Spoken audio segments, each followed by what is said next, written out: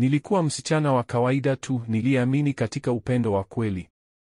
Nilikuwa na ndoto nyingi: kusoma, kufanya kazi na kuishi maisha ya amani. Lakini yote yalibadilika nilipokutana na Kelvin. Kelvin alikuwa kijana mtanashati, mwenye maneno matamu na tabasamu lililovunja ukuta wa mioyo ya wengi.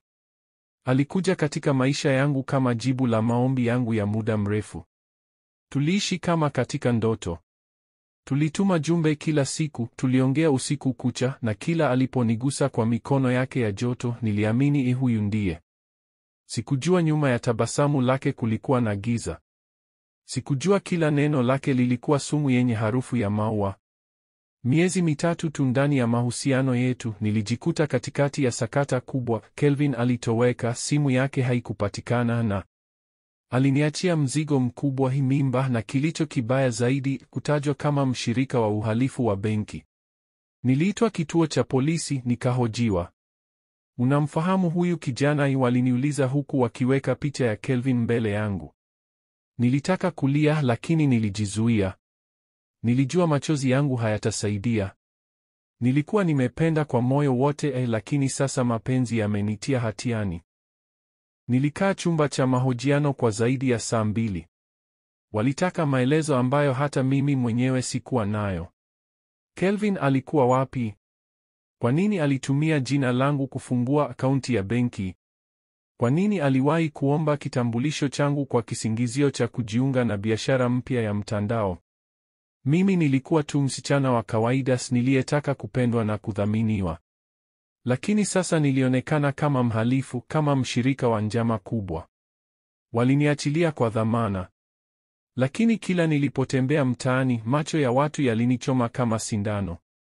Majirani walinong'ona, marafiki walinitenga, hata baadhi ya familia yangu walinielewa vibaya. Mapenzi yaliyokuwa matamu sasa yamegeuka kuwa sumu inayoniwa polepole. Siku moja nilipokea ujumbe wa WhatsApp kutoka kwa namba isiyojulikana.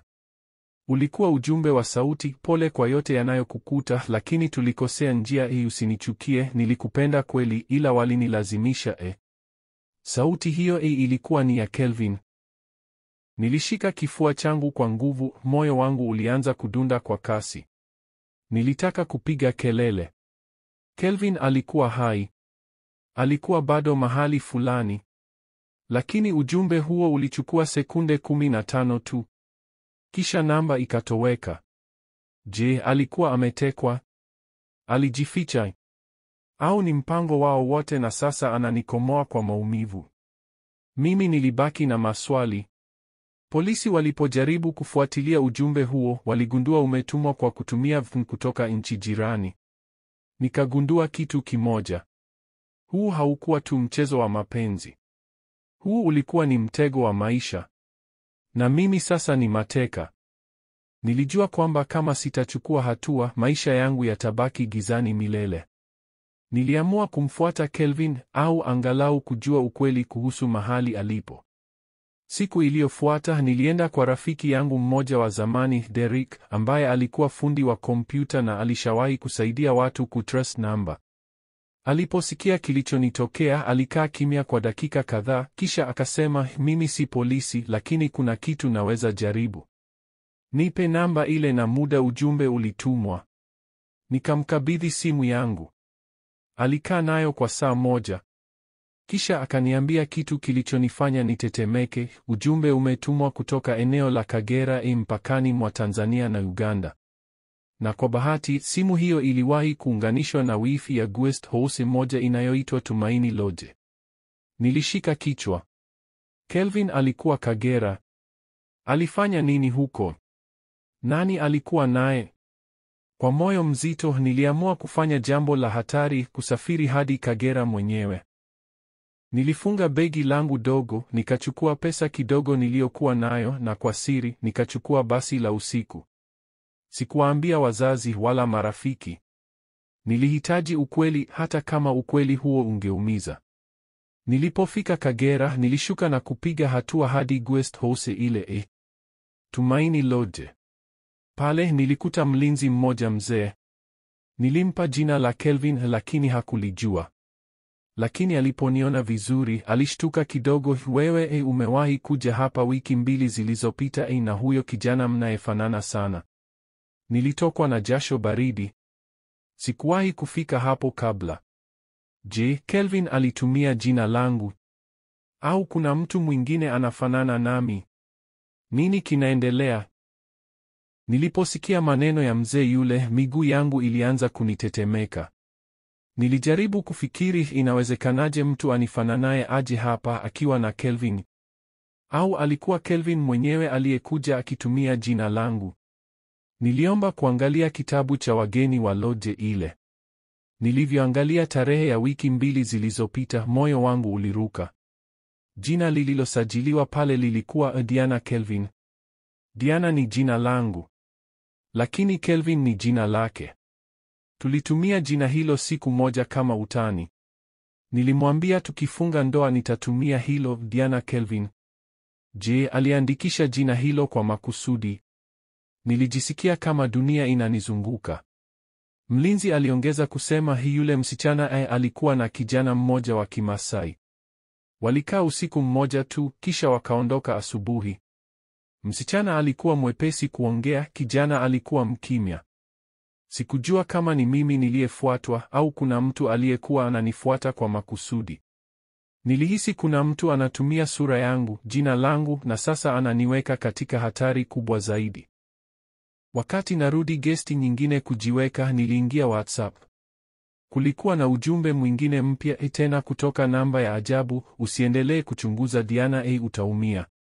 Nilishika mdomo wangu kwa hofu. Mtu huyu alikuwa ananifuata. Alijua nipo Kagera. Alijua kila hatua yangu. Sasa ilikuwa wazi, hii si hadithi ya mapenzi tu, ni vita ya maisha yangu. Sikuweza kulala usiku huo. Maneno ya ujumbe ule yalining'ang'ania akilini: usiendelee kuchunguza, utaumia. Nilianza kuhisi kuna zaidi ya penzi lililovunjika. Huu ulikuwa ni mtego wa kishetani ulionipangia maumivu, hofu na upweke. Asubuhi iliyofuata niliamua kwenda kituo cha polisi cha karibu na kueleza kila kitu, kutoka kwa Kelvin, ujumbe wa VPN, hadi loji ya Tumaini. Afande mmoja alinichukua kwa uzito. Alisema, hili jambo linaonekana kubwa. Kuna watu wanatumia identity za watu kwa uhalifu wa kimataifa. Nilishangaa. Je, Kelvin alihusika? Au alikuwa mteka mwingine kama mimi?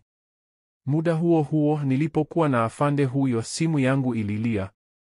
Namba haikuonyeshwa. Nikapokea kwa hofu. Diana, ukiendelea kufungua macho yako, tutayafumba milele.